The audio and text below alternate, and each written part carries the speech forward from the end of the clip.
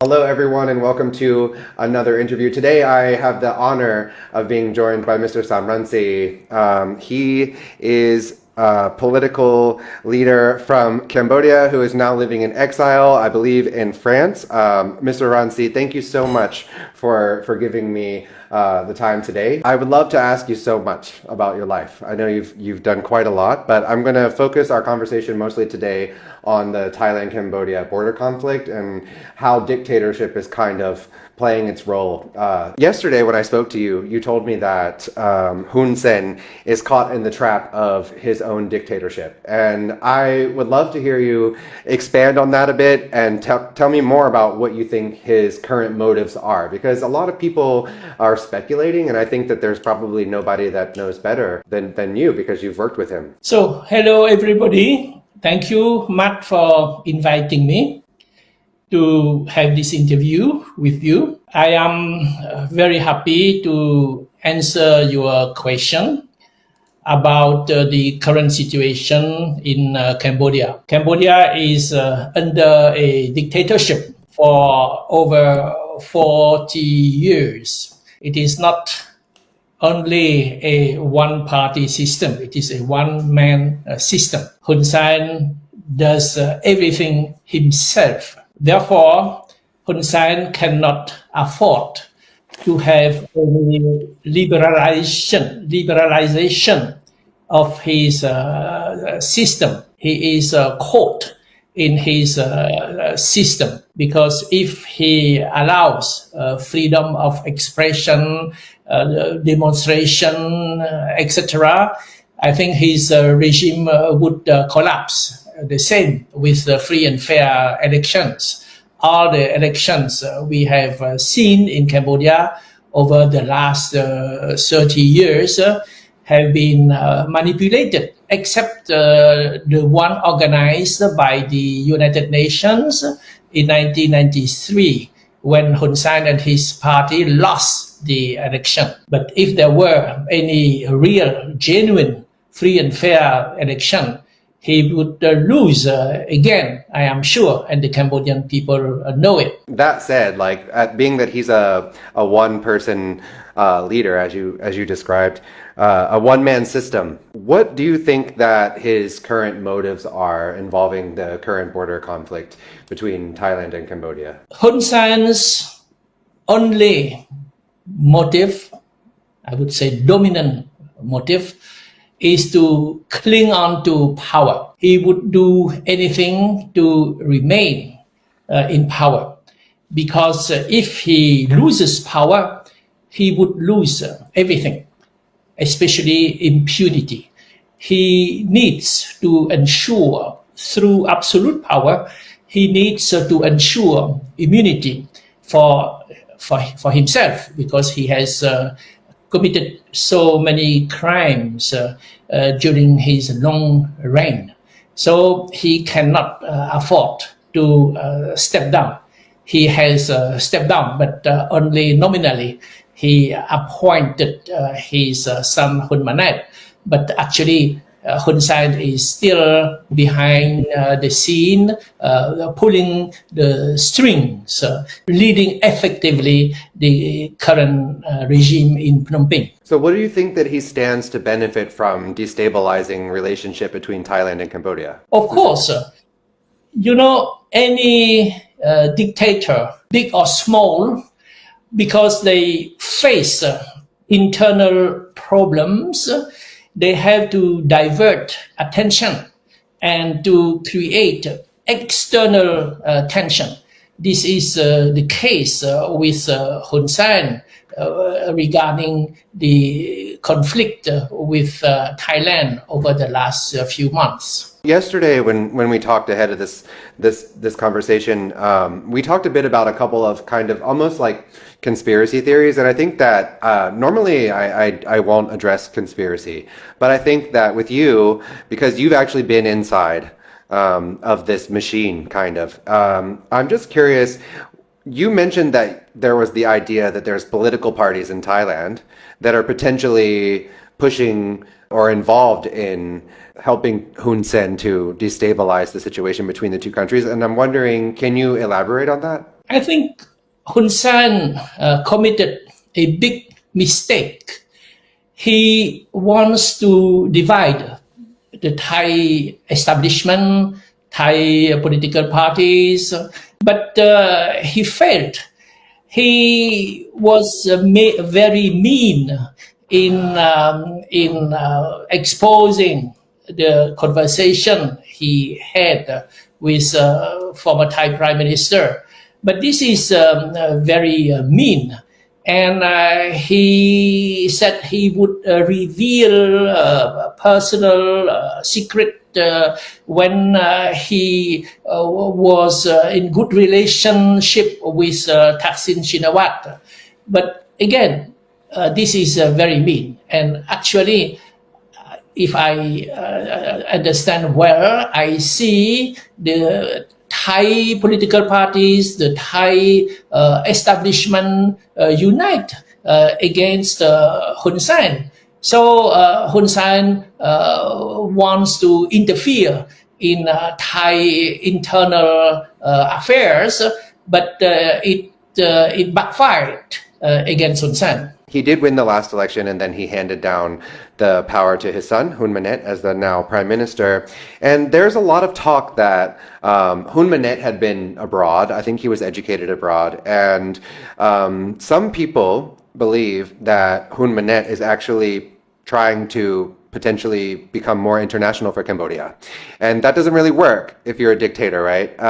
So I just wonder, what are your thoughts on the future of the situation regarding Prime Minister Hun Manet and his ability to maybe, I don't know, decrease dictatorship? Is that possible? Hun Sen has never won any election.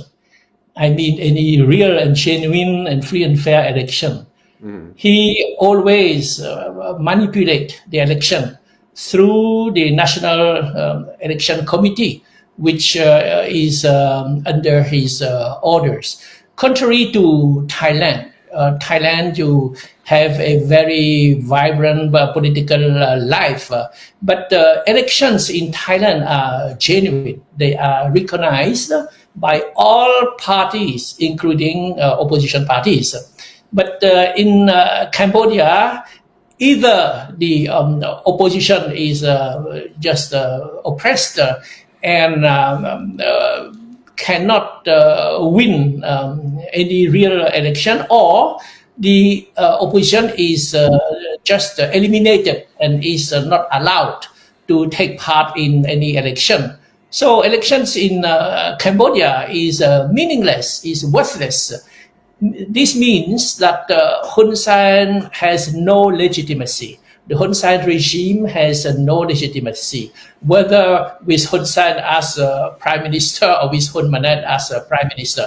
But Hun Manet is just a puppet. He has no charisma, no personality, no capacity in whatsoever.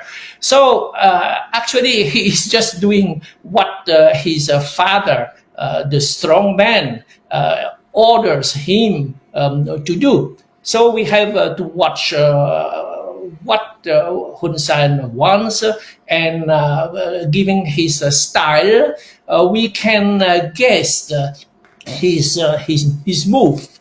And I think this is very interesting, because we feel that Hun Sen is more and more isolated, and his regime will not last very long. Okay, that was my next question to you. You just said that the regime will not last very long. And considering all of what you've already said, that the goals would be to, obviously, if you're a dictator, you want to consolidate the power, have immunity, have your impunity as well. But geopolitically, if you look at this conflict from the perspective of like China, America, these types of things, what do you think that his end goal is internationally? Like, how can he possibly come away from this conflict with some kind of international support? Because I don't know if it's possible for him to gain any more in Cambodia. I think Hun Sen realizes now that his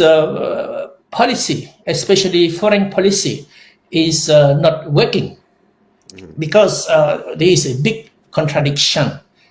On the one hand, Hun Sen embraces China He's blindly supports China and hopes that China would support him and defend his regime.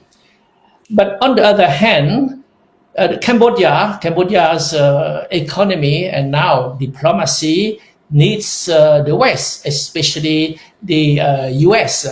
So he, in support for China, he considers the US as an enemy.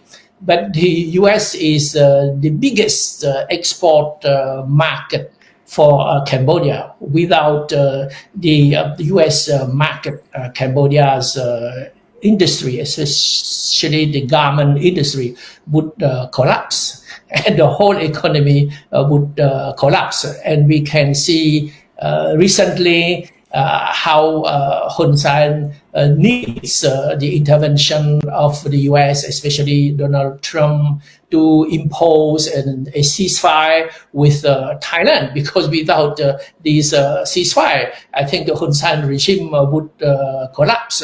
So, on the one hand, he blindly supports China, and on the other hand, he vitally needs the US. Therefore, this contradiction will make his regime in a more and more difficult situation. If we can speculate just a little bit, you've mentioned several times that the regime is falling. So essentially, it's falling. You can see the beginning of the end. Okay, so if it's the beginning of the end, if the regime falls, based on your experience, what happens next? I think the fate of Cambodia, any political regime in Phnom Penh must have the not necessarily the support, but at least a neutral position from China, from Vietnam, from the US, and from Thailand. Cambodia is a small and vulnerable country. So we, in geopolitical terms, we need an understanding among our neighboring countries and the world superpower. You saw this at the signing of the 1991 Paris Peace Agreement on Cambodia. And I think those Paris Peace Agreements remain relevant because it shows the spirit of international cooperation or understanding in order to put in place a regime in Phnom Penh that would be acceptable to the regional powers and to the world powers. So to be clear, are you suggesting that there needs to be a third party intervention that does a regime change? There is a mechanism to ensure a democratic change in line with the spirit and the letter of the 1991 Paris Peace Agreements on Cambodia. Therefore, I think we should use those mechanisms which are written in the agreements themselves.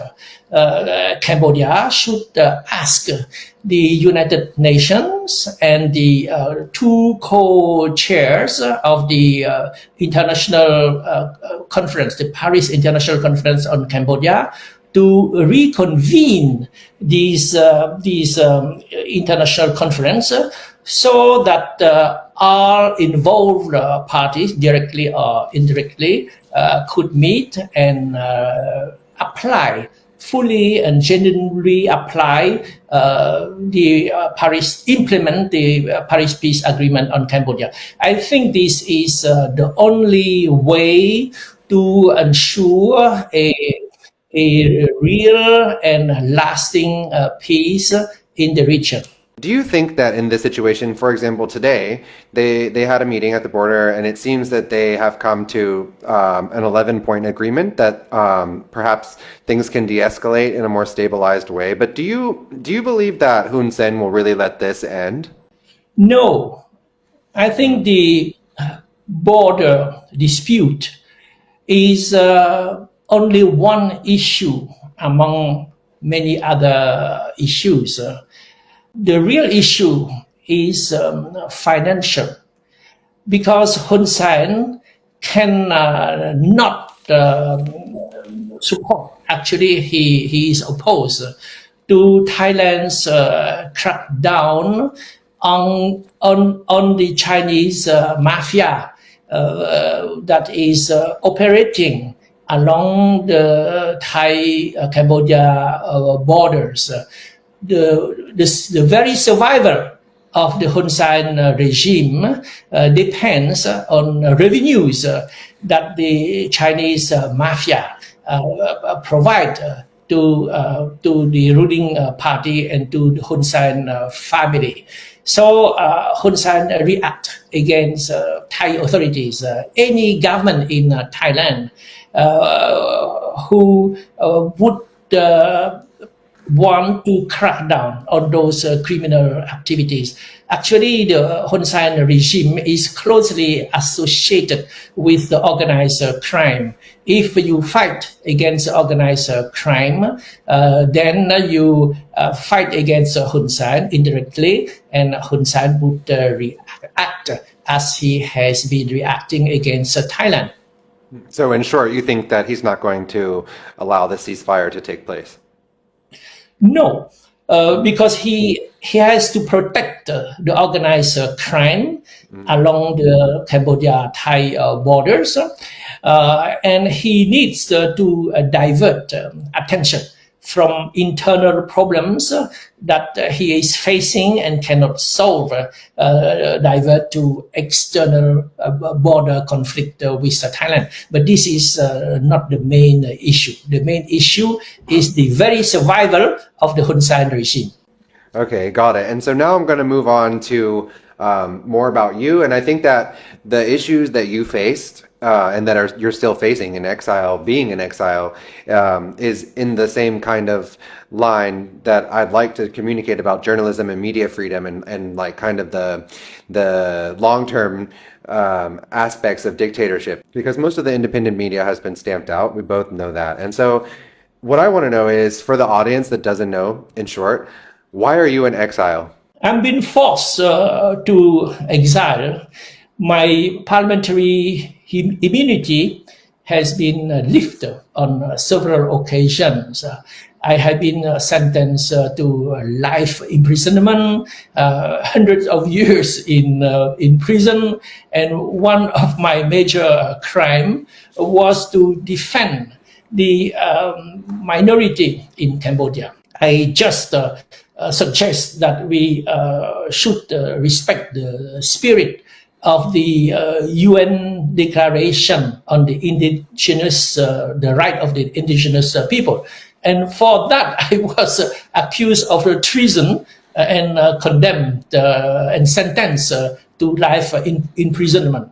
And I, despite my being sentenced to heavy jail terms, I still want to go to Cambodia, to go back to my native country. But Hun Sen physically prevents me from returning to Cambodia. I would cross Thailand to the entry point in Cambodia, but Hun Sen said that no, Sam Rainsy is not allowed. He has mobilized troops, asked the soldiers to dig trenches, to position machine gun, to prepare missiles against me.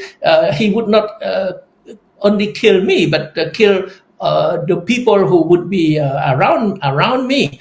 Therefore, I don't want to expose the life of innocent Cambodian people. I just expect Hun Sen to be more courageous and to allow me to go back to Cambodia. I'm to be arrested.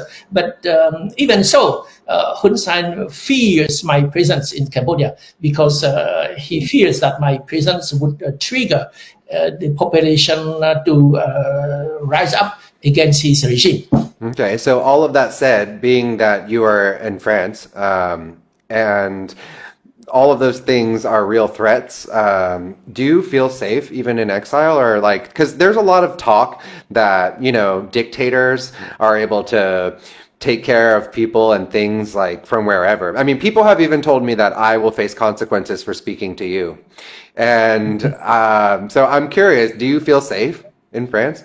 I know that Hun Sen has sent to France, to Paris, where I'm living, members of his bodyguard unit, the elites of his henchmen. So I have informed the French authorities, and I think the best way to counter this is to warn Hun Sen that France, any democratic country, is not like Cambodia. Hun Sen enjoys total impunity. He can kill whoever he wants, but not on the soil of a democratic country like France, where the justice is independent. Okay, so do you think that he's going to ban me from Cambodia for talking to you? Of course, he doesn't want to talk with anybody. Talking for Hun Sen means talking on his terms. Okay, so on that, while you're there, one of the questions that I have here for you that's more like a personal question, and I think a lot of people, of course, most of us have not ever dealt with a dictator, but you've actually been able to work with him. You've tried to work with him.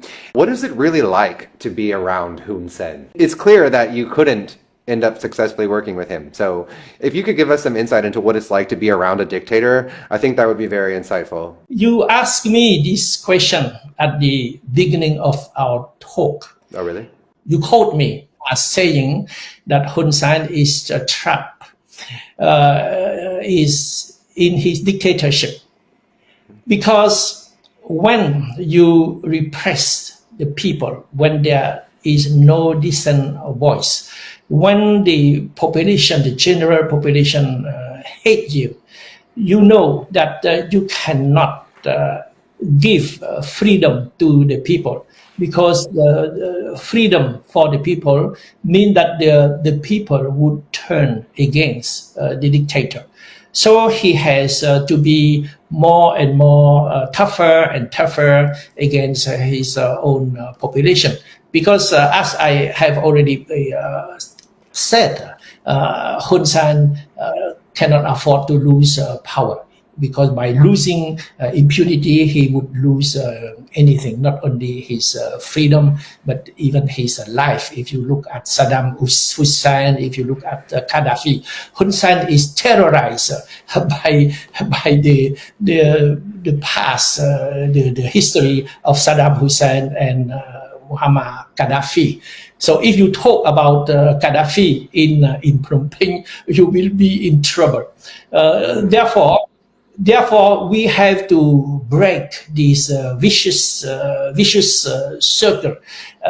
We have to force Hun Sen to accept free and fair election. And free and fair election can be organized only under international supervision, as enshrined in the Paris Peace Accords on Cambodia. Nationalism is fueling this conflict in many ways, and nowadays it's just so out of control. It's actually an information war of sorts. And what I want to know is, what do you feel is a productive way to talk about the issues that the outside world sees are happening in Cambodia, but a lot of Cambodian people feel insulted by that when we try to bring these stories? I mean, so what is a way that the viewers, myself, can support Cambodian people during this time and not make them not contribute to nationalism, you know? Because I think, like, I can go online and say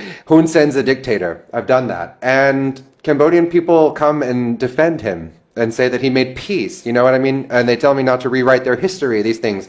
So I think it's important to know, how can people support Cambodians through this?